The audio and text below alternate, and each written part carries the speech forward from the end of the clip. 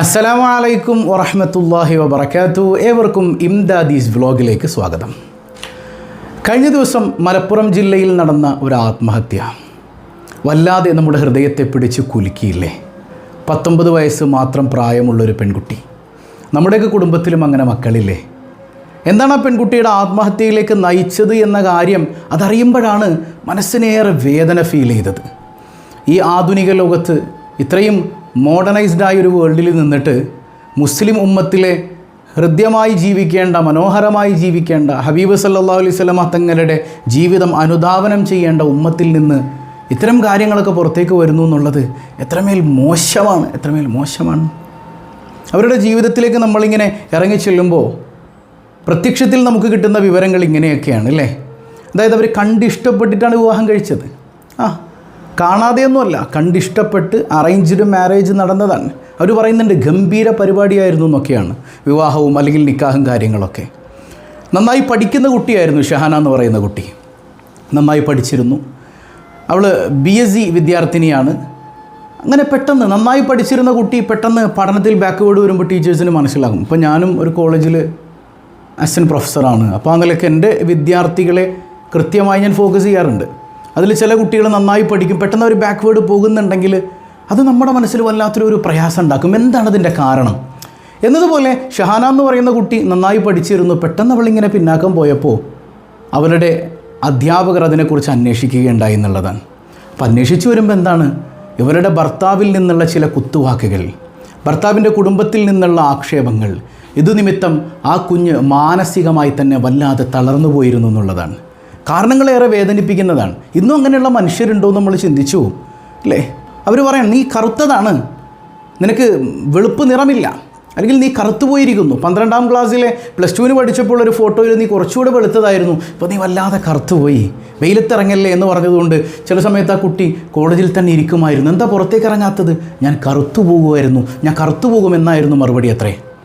അതുപോലെ തന്നെ ഇംഗ്ലീഷ് സംസാരിക്കാൻ കഴിയില്ല എന്ന് ആലോചിച്ച് നോക്കിയേ. ഇവിടെ കറുപ്പും വെളുപ്പും ഒക്കെ മനുഷ്യനിലുള്ളതല്ലേ. വെളുത്തിരുന്നാൽ മാത്രമാണോ സൗന്ദര്യമുള്ളത്? കറുത്താൽ സൗന്ദര്യമല്ലേ? നിനക്കിത് പറ്റില്ലായിരുന്നെങ്കിൽ ആദ്യം തന്നെ കണ്ടിഷ്ടപ്പെട്ടിട്ടല്ലേ വിവാഹം കഴിക്കുന്നത്, അവിടെ വെച്ച് വേണ്ടാമെന്ന് പറയായിരുന്നല്ലോ. ഒരു കുഞ്ഞിൻ്റെ ജീവിതം തകർക്കാൻ വേണ്ടി എന്തിനാണ് അതിലേക്ക് ഇറങ്ങിത്തിരിച്ചത്? അതുപോലെ ഇംഗ്ലീഷ് സംസാരിക്കാൻ കഴിയുന്നില്ല അത്രേ. സായിപ്പിൻ്റെ കുട്ടിയാണോ നീ? ഈ വിവാഹം കഴിച്ച മനുഷ്യനോട് ചോദിക്കട്ടെ, നിങ്ങൾ സായിപ്പിൻ്റെ കുട്ടിയാണോ? അത്രമേൽ കഴിവ് നിങ്ങൾക്കുണ്ട്. അപ്പോൾ ഞാൻ ഇംഗ്ലീഷ് പ്രൊഫസറാണ്, നിങ്ങൾ എൻ്റെ മുമ്പിൽ വരൂ, എന്നിട്ട് നമുക്കൊന്ന് ഇംഗ്ലീഷ് സംസാരിക്കാം. നിങ്ങൾക്ക് എത്രത്തോളം കഴിവുണ്ടെന്ന് ഞാനൊന്ന് മനസ്സിലാക്കട്ടെ. ഒന്ന് ആലോചിച്ചു, ഇംഗ്ലീഷ് സംസാരിക്കാൻ കഴിയാത്തത് ഒരു പോരായ്മയായി പറഞ്ഞ് നിരന്തരം വേദനിപ്പിക്കുക എന്നൊക്കെ പറയണത്. ഇതിൻ്റെ പിന്നിലെ വിഷയങ്ങളിലേക്കൊന്നും നമ്മൾ കടക്കുന്നില്ല, അതൊക്കെ പോലീസ് അന്വേഷിക്കട്ടെ. പ്രാഥമിക വിവരങ്ങൾ ഇതൊക്കെയാണെന്ന് അറിയുമ്പോൾ തന്നെ മനസ്സിന് വല്ലാത്ത വേദനയുണ്ട്. അങ്ങനെ അവർ പറയുന്നൊരു കാര്യം, അവരുടെ കുടുംബാദികൾ പറയുന്നൊരു കാര്യമുണ്ടല്ലോ. ഈ ഷഹന എന്ന് പറയുന്ന പെൺകുട്ടിയുടെ ഭർത്തൃ വീട്ടിലേക്ക് അവർ ചെന്നിട്ട് കാര്യങ്ങൾ എന്താണ് ഈ പ്രശ്നം എന്ന് അന്വേഷിക്കുമ്പോൾ അവരുടെ ഭർത്താവിൻ്റെ ഉമ്മ പറഞ്ഞു, അത്ര 20 ദിവസമല്ലേ അവർ കൂടെ കഴിഞ്ഞിട്ടുള്ളൂ, അങ്ങോട്ട് ഉപേക്ഷിക്ക്, നിങ്ങൾക്ക് വേറെ കിട്ടുമല്ലോ എന്നാണ്. അത്ര മോശമാണ് മനുഷ്യരെ. ആ ഉമ്മയുടെ കാല് പിടിച്ചിട്ട് ആ പെൺകുഞ്ഞ് കിടന്ന് കരഞ്ഞു, അത്രേ പൊട്ടിക്കരഞ്ഞു. എന്നെ ഒഴിവാക്കാനിക്കാക്കാനോട് പറയല്ലേ ഉമ്മ. ഒന്ന് ചിന്തിച്ചു നോക്കി, എത്രമേൽ വേദനിപ്പിക്കാൻ.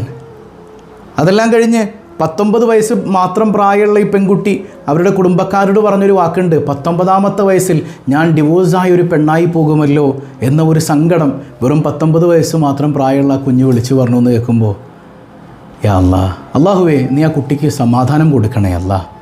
അറിവില്ലായ്മ കൊണ്ട് ചെയ്തു പോയതായിരിക്കാം, പടച്ചോനെ നീ പൊറിച്ചു കൊടുക്കണേ അല്ലാ, നീ ഏറെ പൊറുക്കുന്നവനാണല്ലോ റഹ്മാനെ. എനിക്ക് നിങ്ങളോട് ചില കാര്യങ്ങൾ പറയാനുണ്ട്. ഞാൻ ഇതിൻ്റെ കാര്യകാരണങ്ങളിലേക്കൊന്നും കടക്കാതെ തന്നെ ഇതിനൊക്കെ വഴിയൊരുക്കുന്ന ചില കാര്യങ്ങളെക്കുറിച്ച് നിങ്ങൾക്കൊരു സൂചന തരാനുണ്ട്. അല്ലാഹു റബ്ബുൽ ആലമീൻ അവൻ്റെ ഖുർആനിൽ വളരെ മനോഹരമായിട്ട് സൂറത്തുർ റൂമിൽ പറയുന്നത് കാണാം, വമിൻ ആയാത്തിഹി അൻ ഖലഖ ലക്കും മിൻ അൻഫുസിക്കും അസ്വാജ. പടച്ചോനി കല്യാണത്തിനെക്കുറിച്ച് പറഞ്ഞെന്താണെന്നറിയോ? ഇത് അള്ളാഹുവിൻ്റെ ദൃഷ്ടാന്താണ് എന്ന് പറഞ്ഞാൽ ഒരു പടച്ചോനുണ്ട് എന്നതിൻ്റെ തെളിവായിട്ടാണ് അള്ളാഹു ഈ കല്യാണത്തെ കൊണ്ടുവരുന്നത്. ഏത് കല്യാണത്തെ? പേക്കൂത്തുകൾ നടത്തുന്ന കല്യാണമല്ല. അള്ളാഹു തൃപ്തിപ്പെടുന്നൊരു കല്യാണം ഉണ്ടല്ലോ, ആ കല്യാണത്തെ പടച്ചോൻ കൊണ്ടുവരുന്നത് അവനുണ്ട് എന്നുള്ളതിൻ്റെ തെളിവായിട്ടാണ്. എന്നിട്ട് അള്ളാഹു പറയുന്നൊരു വർത്താനുണ്ട്, അൻ ഖലഖ ലക്കും മിൻ അൻഫുസിക്കും അസ്വാജ. മനുഷ്യനായ നിനക്ക് മനുഷ്യനിൽ നിന്ന് തന്നെ അള്ളാഹ് ഇണയെ പടച്ചു എന്നാണ്. എന്തിനാ പടച്ചോൻ അങ്ങനെ പറഞ്ഞത്? മനുഷ്യനായി നിനക്ക് ഇണയെ പടച്ചു എന്ന് പറഞ്ഞാൽ മതി. പക്ഷെ അങ്ങനെയല്ല അള്ളാഹ് പറഞ്ഞത്. മനുഷ്യനായി നിനക്ക് മനുഷ്യനിൽ നിന്ന് തന്നെ ഇണയെ പടച്ചു എന്നാണ്. എന്താണോ അങ്ങനെ പറയാനുള്ള കാര്യം എന്ന് ചിന്തിച്ച് നോക്കിയിട്ടുണ്ടോ നിങ്ങൾ? സിമ്പിളാണ്. മനുഷ്യനായി നിനക്ക് അള്ളാഹു ഒരു മനുഷ്യനെ തന്നെയാണ് ഇണയാക്കി തന്നിട്ടുള്ളത്. അവളല്ലെങ്കിൽ അവൻ മലക്കോ ജിന്നൊന്നുമല്ല, നിൻ്റെ അടിമയൊന്നുമല്ല. നിന്നെപ്പോലെ ചിരിക്കാനും നിന്നെപ്പോലെ കരയാനും വേണ്ടി വന്നാൽ നിന്നെപ്പോലെ വാശി പിടിക്കാനും ശുണ്ടി പിടിക്കാനും ഒക്കെ പറ്റിയ മനുഷ്യഗുണമുള്ളൊരു മനുഷ്യനെയാണ് നീ കല്യാണം കഴിക്കുന്നത്. അതുകൊണ്ട് നിനക്കെന്തെല്ലാം അവകാശങ്ങളുണ്ടോ അതേ അവകാശം അവൾക്കുമുണ്ട്. രണ്ടുപേർക്കും തുല്യ നീതിയാണെന്ന് പടച്ചറബ് മനോഹരമായി നമുക്ക് പറഞ്ഞു തരികയാണ് അല്ലേ? ഇവിടെ ഒരു മനുഷ്യന് കിട്ടുന്ന ഏറ്റവും വലിയ അംഗീകാരം എന്താണെന്നറിയോ? ഒരു മനുഷ്യന് കിട്ടേണ്ട ഏറ്റവും വലിയ അംഗീകാരം മനുഷ്യനായിട്ട് പരിഗണിക്കുക എന്നുള്ളതാണ്. നീ മനുഷ്യനായിട്ട് പോലും അവളെ കാണുന്നില്ലെങ്കിൽ, അല്ലെങ്കിൽ അവനെ കാണുന്നില്ലെങ്കിൽ പിന്നെ എന്തിനു കൊള്ളാം അല്ലേ? അഹമ്മദ് ബുഖാത്തിർ വലിയ ഗായകനാണ്. അദ്ദേഹത്തിൻ്റെ വളരെ ഫേമസായ ഒരു ഗാനമുണ്ട്. അത് തുടങ്ങുന്ന ഇങ്ങനെയാണ്: ഒഹിബുക്കി കൈഫമ കുൻചി ഒഹിബുക്കി മിസ്ലമ അൻചി. എൻ്റെ പ്രിയപ്പെട്ടവളെ, നീ എങ്ങനെയാണോ അങ്ങനെ ഞാൻ നിന്നെ പ്രണയിക്കുന്നു. നീ കറുത്താലും നീ വെളുച്ചാലും നീ വിരൂപിയായാലും നിനക്ക് നല്ല സൗന്ദര്യമുണ്ടെങ്കിലും എൻ്റെ കോൺസെപ്റ്റിൽ നീ സുന്ദരിയാണ്. നീ എങ്ങനെയാണോ അങ്ങനെ ഞാൻ നിന്നെ ഇഷ്ടപ്പെടുന്നു. നീ രോഗിയാണെങ്കിലും നീ തളർന്നു പോയാലും ഒക്കെ ഏതൊരവസ്ഥയിലും നീ എൻ്റേതാണ്. ഞാൻ നിന്നെ വല്ലാതെ പ്രണയിക്കുന്നു എന്നാണ്. യഥാർത്ഥത്തിൽ അതാണ് അള്ളാഹു പറഞ്ഞ വിവാഹം. മനസ്സിലാവുന്നുണ്ടോ? ഇപ്പോൾ ഈ പറയുന്നവരൊക്കെ അങ്ങോട്ട് വെട്ടിത്തിളങ്ങി സൂര്യനെ പോലെ ഇരിക്കുകയാണോ? അല്ലല്ലോ. അപ്പം എന്തിനാണ് ഇത്തരം കാര്യങ്ങൾ? നമുക്ക് കല്യാണ ആലോചനയിലേക്ക് കടക്കുമ്പോൾ തന്നെ നിനക്ക് പറ്റുമെങ്കിൽ മാത്രം ആ പ്രപ്പോസൽ എടുത്താൽ പോരെ. ഒരാളുടെ ജീവിതം നശിപ്പിക്കുന്നത് എന്തിനാണ്? ഇത്ര മോശമായ കാര്യമാണിത്. പല കുടുംബത്തിലെയും പെൺകുട്ടികളുടെ അവസ്ഥയാണ്. കല്യാണം കഴിഞ്ഞു വന്നാൽ പിന്നെ അവളുടെ സ്വപ്നങ്ങൾക്ക് വിലയില്ല. അവൾക്ക് സ്വപ്നങ്ങളുണ്ടെങ്കിൽ അതൊക്കെ കെട്ടിപ്പൂട്ടി വീട്ടിൽ വെച്ചിട്ട് വേണം പെണ്ണിൻ്റെ വീട്ടിലേക്ക് വരാൻ, അല്ലെങ്കിൽ ആണിൻ്റെ വീട്ടിലേക്ക് വരാൻ. അവിടെ എത്തിയാൽ പിന്നെ അവൾക്ക് സ്വപ്നങ്ങളില്ല. അവൾ ഓൺലി അടിമയാണ്, അടിമപ്പണി ചെയ്യേണ്ടവളാണ്. വീട്ടുപണി ചെയ്യണ്ടെന്നൊന്നും അല്ല ഞാനീ പറയണത്. അതൊക്കെ ചെയ്യണം, നിങ്ങളെ കൊണ്ട് പറ്റുന്നത് പോലെ ചെയ്യുക. പക്ഷേ അത് അവളുടെ നിർബന്ധ ബാധ്യതയൊന്നുമല്ല. അവൾ ചെയ്തിരുന്ന സേവനാണെന്ന് ഭർത്താവിന് ബോധ്യം ഉണ്ടാകണം. മനസ്സിലായോ? അപ്പോൾ അവളതൊക്കെ ചെയ്യുമ്പോഴും അവളുടെ സ്വപ്നങ്ങൾ കെട്ടിപ്പൂട്ടി വെച്ച് ഇതിന് മാത്രമാണ് ഞാൻ അവളെ കെട്ടിക്കൊണ്ടുവന്നതെന്നൊരു തോന്നലൊന്നും ഉണ്ടാകാൻ പാടില്ല. അവരുടെ അവകാശങ്ങൾ വകവെച്ച് കൊടുക്കണം. എങ്കിലേ നിങ്ങളുടെ ജീവിതത്തിൽ സമാധാനം ഉണ്ടാവും എന്നാണല്ലോ പറയണത്. തസ്കുനു ഇലൈഹ. നിനക്ക് ടെൻഷൻ വരുമ്പോൾ, നിനക്ക് പ്രയാസം വരുമ്പോൾ ചേർന്ന് നിൽക്കാനുള്ളൊരു മടിത്തട്ടുണ്ടല്ലോ, നിനക്കൊന്ന് കിടന്നുറങ്ങാനുള്ളൊരു മടിത്തട്ട്, അത് നിൻ്റെ ഇണയുടേതാണ്. അങ്ങനെ ജീവിക്കുകയാണെങ്കിൽ എന്ത് സന്തോഷമായിരിക്കും. അങ്ങനെ നിങ്ങൾ ജീവിക്കുമ്പോഴാണ് പടച്ചോൻ രണ്ട് സാധനങ്ങൾ നിങ്ങൾക്ക് തരുന്നത്. വജഅല ബൈനക്കും മവദ്ദത്തൻ വറഹ്മ. മവദ്ദത്ത് അൺകണ്ടീഷണൽ ലവ്, റഹ്മത്ത് കാരുണ്യം, സ്നേഹവും കാരുണ്യവും സമ്മിശ്രമായി പടച്ചോൻ ഇങ്ങ് തരും. അതാണ് ഞാൻ എപ്പോഴും പറയുന്നൊരു ഉദാഹരണം ഇല്ലേ? ഇക്കാക്ക എനിക്ക് ഇത്തവണ മെൻസസിൻ്റെ വേദന കൂടുതലാണ് എന്ന് പറയുമ്പോൾ വല്ല പാരസിറ്റാമോൾ എടുത്ത് കഴിക്കടി എന്ന് പറയുന്നവൻ അവനല്ല. അവനെക്കുറിച്ചല്ല ഈ പറയുന്നത്. അവരുടെ നടുവൊന്ന് തടവിക്കൊടുത്തിട്ട് സ്നേഹത്തോടെ കാരുണ്യത്തോടെ പോട്ടെ, എല്ലാം ശരിയാകും എന്ന് പറയുന്നൊരു ഇണയുണ്ടല്ലോ, അവളും ആഗ്രഹിക്കുന്നത് അതാണ്. ആ ജീവിതം അള്ളാഹു തരണമെങ്കിൽ പരസ്പരം മനസ്സിലാക്കി മനുഷ്യനായി നിങ്ങൾ പരിഗണിക്കണം. അപ്പോഴേ ഇതൊക്കെ കിട്ടുള്ളൂ. തമിഴ്നാട്ടിൽ നടന്നൊരു സംഭവം ഞാൻ നിങ്ങളോട് പറഞ്ഞിട്ടില്ലേ? ആസിഡ് ആക്രമണത്തിൽ എല്ലാം തകർന്നൊരു പെൺകുട്ടി, മുഖം മുഴുവൻ പൊള്ളിപ്പോയൊരു പെൺകുട്ടി ഡോക്ടറുടെ മുമ്പിൽ വന്ന് നിൽക്കുമ്പോൾ ഡോക്ടർക്ക് പറയാനുണ്ടായിരുന്നത് ഒറ്റ കാര്യമാണ്: മോളെ, എൻ്റെ കുട്ടി ഒരിക്കലും കണ്ണാടിയിൽ നോക്കരുത് കേട്ടോ. കണ്ണാടിയിൽ നോക്കിയാൽ എൻ്റെ കുട്ടിയുടെ കോൺഫിഡൻസ് മുഴുവൻ പോകും. ദിവസങ്ങളും ആഴ്ചകളും മാസങ്ങളൊക്കെ കഴിഞ്ഞു. എത്രയെന്ന് വെച്ചിട്ടാണ് തൻ്റെ മുഖം ഒന്ന് കാണാതിരിക്കുക? ഒരു ദിവസം കണ്ണാടിയുടെ മുമ്പിൽ നിന്ന് ആ തുണിയങ്ങെടുത്ത് മാറ്റുമ്പോൾ അവളങ്ങ് ഞെട്ടിത്തിരിച്ചു പോയി. ഒരു അഴയിൽ ഉണങ്ങാനിട്ടിരിക്കുന്ന 2 കഷ്ണം തുണികൾ പോലെ തൻ്റെ കണ്ണ് 2 കുഴികൾ ഇങ്ങനെ കാണാം, ബാക്കിയെല്ലാം വികൃതമാണ്. അവളിങ്ങനെ അലറി വിളിക്കാൻ തുടങ്ങി, അലറിക്കരയാൻ തുടങ്ങി. അവളുടെ മുഴുവൻ കോൺഫിഡൻസും നഷ്ടപ്പെട്ടതുപോലെ. പക്ഷേ അപ്പോഴേക്കും പിന്നിൽ ഒരു കൈ, ഇങ്ങനെ ഒരു സ്പർശം. നോക്കുമ്പോൾ അത് അവളുടെ പ്രിയപ്പെട്ടവനാണ്. നീ എന്തിനാ സങ്കടപ്പെടുന്നേ? ഐ ലവ് യു, ഞാൻ നിന്നെ വല്ലാതെ സ്നേഹിക്കുന്നു. സ്റ്റിൽ ഐ ലവ് യു, എനിക്ക് വേണം നിന്നെ, ഇപ്പോഴും ഞാൻ നിന്നെ സ്നേഹിക്കുന്നു. നീ വിരൂപിയായിപ്പോയാലും നിനക്കെന്തെങ്കിലും അപകടം പറ്റിയാലും നീ എൻ്റെതാണ്. ഇടക്ക് വെച്ചിട്ട് ഈ കാരണം പറഞ്ഞ് കളയാനുള്ളതല്ല നീ. ഇത് മനസ്സിലാക്കി ജീവിക്കണം. ഇത് പരസ്പരം മനസ്സിലാക്കുമ്പോഴാണ് പടച്ചോൻ ഈ സാധനമൊക്കെ തരുന്നത്. മനസ്സിലാവുന്നുണ്ടോ? അള്ളാഹു റബ്ബുൽ ആലമീൻ നമ്മുടെ ജീവിതത്തിൽ ബറക്കത്ത് എന്ന് പറഞ്ഞൊരു സംഗതി തരണം. അപ്പോഴാണ് ഇതൊക്കെ ഉണ്ടാവുക. ബറക്കത്ത് ഉണ്ടാകണമെങ്കിൽ ഞാൻ എപ്പോഴും പറയാറുണ്ട്, കല്യാണം എന്ന് പറയുന്നത് മുത്തുനബിയുടെ സല്ലല്ലാഹു അലൈഹി വസല്ലമ തങ്ങളുടെ ഒരു സുന്നത്താണ്, അള്ളാഹ്ക്കുള്ള ഒരു ആരാധനയാണ്. അതൊരിക്കലും പേക്കൂത്തുകളായി മാറാൻ പാടില്ല. അത് പേക്കൂത്തുകളായി മാറിക്കഴിഞ്ഞാൽ ഇങ്ങനെ പല പ്രശ്നങ്ങളും കുടുംബജീവിതത്തിലുണ്ടാവും. ആത്മഹത്യയിലേക്കൊന്നും പോയില്ലെങ്കിലും ജീവിതത്തിൽ പല പ്രശ്നങ്ങൾ, കുടുംബ പ്രശ്നങ്ങളുടെ ഒരു നിരനിരയായിട്ട് ഇങ്ങനെ ഓരോന്ന് വന്നുകൊണ്ടിരിക്കും. അള്ളാഹുവിൻ്റെ ഹബീബ് സല്ലല്ലാഹു അലൈഹി വസല്ലം തങ്ങളുടെ സുന്നത്തുകളെ കളിയാക്കുന്ന തരത്തിൽ കല്യാണങ്ങൾ മാറാൻ പാടില്ല. മനസ്സിലാകുന്നുണ്ടോ? അവിടെയൊക്കെ സൂക്ഷ്മത പാലിക്കണം. മറ്റൊന്ന് ദീനിയായ ജീവിതമാണ്. ഇണയെ തിരഞ്ഞെടുക്കുമ്പോൾ കേവലം പൈസ മാത്രം നോക്കരുത്. അവൻ ലണ്ടനിലാണോ, അവൻ വിദേശത്താണോ, അല്ലെങ്കിൽ അവൻ അങ്ങനെ ജോലിയുണ്ടോ, ആ ജോലിയുണ്ടോ, 1 ലക്ഷത്തിന് മേൽ സാലറി ഉണ്ടോ, സർക്കാർ ഉദ്യോഗസ്ഥനാണോ, ഇത് മാത്രമല്ല നോക്കേണ്ടത്. ആദ്യം നോക്കേണ്ടത് അവന് ദീനുണ്ടോ, ആദർശ വിശുദ്ധിയുണ്ടോ, പള്ളിയിൽ പോയി നിസ്കരിക്കുന്നുണ്ടോ, തഖ്വയുള്ളവനാണോ, ആദരവുള്ളവനാണോ, ഇതൊക്കെ നോക്കുക. അവൻ്റെ തറവാടൊക്കെ ഒന്ന് നോക്കണം. പിന്നെ അവൻ്റെ വീട്ടിൽ എങ്ങനെയാണ് അവൻ്റെ ഉമ്മാനെ പരിഗണിക്കുന്നത്, അവൻ്റെ വീട്ടിൽ അവൻ്റെ വാപ്പ എങ്ങനെയാണ്, ഉമ്മ എങ്ങനെയാണ്, ഇതൊക്കെ ദീനീപരമായൊരു അന്വേഷണം. എന്നിട്ടേ പാടുള്ളൂ. ഇതൊക്കെ ദീൻ ആരോ നോക്കണത്? ആരെങ്കിലും ചോദിച്ചാൽ കുഴപ്പമൊന്നുമില്ല, ഞാൻ മുമ്പൊരു കേസിൽ ഇടപെട്ടിരുന്നു. ആ പെൺകുട്ടിയുടെ കല്യാണ സമയത്ത് ഞാൻ പറഞ്ഞു, നിങ്ങൾ അന്വേഷിച്ചോ ആൺകുട്ടിയെക്കുറിച്ച് അന്വേഷിച്ചോ? പിന്നെ അടിപൊളിയാണ് ഉസ്താദേ, ഭയങ്കര സെറ്റപ്പാണ്, അവനും ഭയങ്കര മറ്റേ റബ്ബറും തോട്ടമൊക്കെ ഉണ്ടെന്ന് പറഞ്ഞത്. അപ്പം ഞാൻ ചോദിച്ചു, റബ്ബറും തോട്ടം അവിടെ നിൽക്കട്ടെ, സ്വർഗ്ഗത്തിലെ റബ്ബറും തോട്ടത്തിന് വേണ്ടി അവൻ എന്തെങ്കിലും പണിയെടുക്കണുണ്ടോ?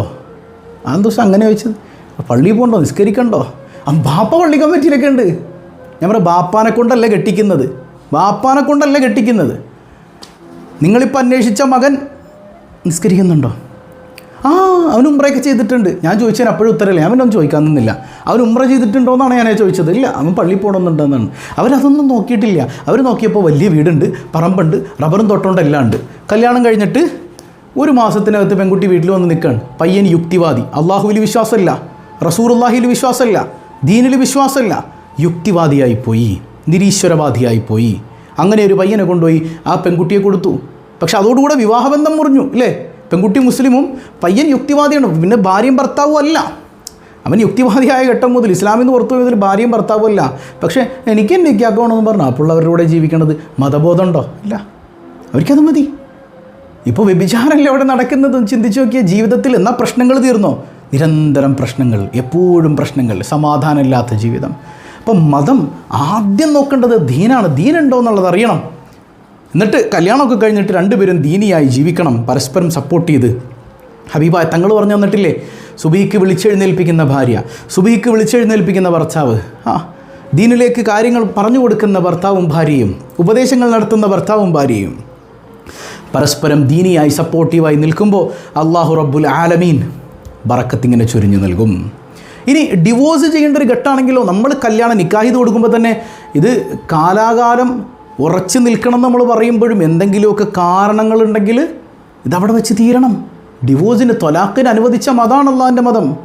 അത് വെറുതെ തമാശ കളിക്കുള്ളതല്ല. ഇത്തരം ഘട്ടങ്ങൾ വരുമ്പോൾ തൊലാഖ് ചെല്ലേണ്ട ഘട്ടം വന്നാൽ ചെല്ലാം, പെണ്ണിന് ഒഴിവാക്കേണ്ട ഘട്ടം വന്നാൽ ഒഴിവാക്കണം അല്ലേ? ഭർത്താവ് കള്ളുകൂടിയിൽ നിന്ന് ഒരു രക്ഷയില്ല എന്ന് മനസ്സിലാക്കിയപ്പോൾ അവിടെ വെച്ച് നിർത്തിപ്പോയ എത്ര പെൺകുട്ടികളുണ്ട്. പക്ഷേ ഈ ഒരു ഘട്ടം വരുമ്പോൾ അതിനെ താങ്ങാൻ കരുത്തുള്ളവരായി നമ്മുടെ കുട്ടികൾ മാറണം എന്നുള്ളതാണ്. മനസ്സിന് ബലം കിട്ടണം. നമ്മുടെ കുഞ്ഞുങ്ങളെ ചെറുപ്പം മുതലേ അള്ളാഹുവിൽ തവക്കുൽ ചെയ്യാൻ പഠിപ്പിക്കണം. പടച്ചോനിൽ തവക്കുലില്ല, ദീനിൽ പേടിയില്ല, അള്ളാനെ ഭയമില്ല, അള്ളാനെ അറിയുന്നില്ല. അള്ളാനെ അറിഞ്ഞ് തവക്കുൽ ചെയ്യാൻ ഏത് ഘട്ടത്തിലും ആരെന്നെ കൈവിട്ടാലും എൻ്റെ റബ്ബ് കൂടെയുണ്ട് എന്നുള്ളൊരു ബോധ്യം നമ്മുടെ മക്കളിലേക്ക് പകർന്നു കൊടുക്കാൻ കഴിയണം. ഏത് പ്രതിസന്ധി വരുമ്പോഴും അവർക്കപ്പോൾ പിടിച്ചു നിൽക്കാൻ പറ്റും. മനസ്സിലാവുന്നുണ്ടോ? പിന്നെ സപ്പോർട്ടാണ്. നമ്മുടെ കുഞ്ഞുങ്ങൾ കല്യാണം കഴിഞ്ഞ് പോയാൽ എന്തെങ്കിലുമൊക്കെ ഒരു പ്രശ്നം പറയുമ്പോൾ കൊച്ചു പ്രശ്നങ്ങൾ എല്ലാത്തിനും നമ്മൾ തലവെച്ച് കൊടുക്കാമെന്ന് കഴിഞ്ഞാൽ നേരെ അതിനുണ്ടാവുള്ളൂ. പക്ഷേ കാര്യം പ്രശ്നമാണെങ്കിൽ ഇടപെടണം. മോള് സഹിച്ചങ്ങനെ ജീവിക്കും, മോൻ്റെ ജീവിതം ഇങ്ങനെയാണ്, അങ്ങനെയൊന്നും നല്ല പറയേണ്ടത്. സഹിച്ച് ജീവിക്ക്, ജീവിതം ഇങ്ങനെയാണ്, അവനങ്ങനെ കാണിച്ചോട്ടെ, അവൻ ആണാണ്, ഇതൊന്നുമല്ല. ആണായാലും പെണ്ണായാലും അള്ളാൻ്റെ സൃഷ്ടിയാണ്. ഭർത്താവിനെ ആദരിക്കണം, ബഹുമാനിക്കണം, ഭർത്താവിന് വേണ്ടതൊക്കെ ചെയ്യണം, തിരിച്ച് ഭാര്യ ആദരിക്കണം, ഭാര്യയ്ക്ക് വേണ്ടതൊക്കെ ചെയ്തു കൊടുക്കണം, അവളെ സ്നേഹിക്കണം. രണ്ടും ഒരുപോലെ പോയാൽ എന്തൊരു മനോഹരമാണ് ആ ജീവിതം. മാതാപിതാക്കൾ സപ്പോർട്ട് ചെയ്യാത്തത് കൊണ്ട് എത്ര ആത്മഹത്യകൾ കേരളത്തിൽ നടന്നിട്ടുണ്ട്. ഇതിൻ്റെ പിന്നാമ്പുറങ്ങൾ എന്താണെന്നൊന്നും നമുക്കറിയില്ല. ഏതായാലും പെൺകുട്ടിക്ക് അള്ളാഹു പുറത്തു കൊടുക്കട്ടെ. ഇതല്ലാതെ നമുക്കെന്താ അത് വരയ്ക്കാൻ പറ്റുക അല്ലേ? പിന്നെ ഇതിൻ്റെ പിന്നിലുള്ള കാര്യങ്ങളൊക്കെ വെളിച്ചത്ത് അള്ളാഹു റബ്ബുൽ ആലമീൻ കൊണ്ടുവരട്ടെ. പോലീസിനത് എത്രയും പെട്ടെന്ന് കേസ് തെളിയിക്കാൻ കഴിയട്ടെ എന്നുള്ളൊരു പ്രാർത്ഥനയും കൂടെ മാത്രം. അള്ളാഹു റബ്ബുൽ ആലമീൻ നമ്മുടെ പൊന്നുമക്കൾക്ക് നല്ല ഹൈറായ ജീവിതം നൽകട്ടെ. നമ്മുടെ ജീവിതത്തിൽ അള്ളാഹു ബറക്കത്ത് ചെയ്യട്ടെ. ഇനിയും ഞാൻ പറയാൻ, കല്യാണം ഉറപ്പിച്ചവരുണ്ടെങ്കിൽ പേക്കൂത്തുകൾ വല്ലതും പ്ലാൻ ചെയ്തിട്ടുണ്ടോ, തോന്നിവാസങ്ങൾ പ്ലാൻ ചെയ്തിട്ടുണ്ടോ, എന്ത് മഞ്ഞയാണെങ്കിലും പച്ചയാണെങ്കിലും കല്യാണങ്ങൾ നിങ്ങൾ പ്ലാൻ ചെയ്തിട്ടുണ്ടെങ്കിൽ മാറ്റിവെക്കണം. അള്ളാഹിൻ്റെ ഹബീബിൻ്റെ സുന്നത്തനുസരിച്ച് ഭംഗിയായി നടത്തണം. അള്ളാഹു അതിന് തൗഫീക്ക് നൽകട്ടെ. അസ്സലാമു അലൈക്കും വറഹ്മത്തുള്ളാഹി വബറകാതുഹു.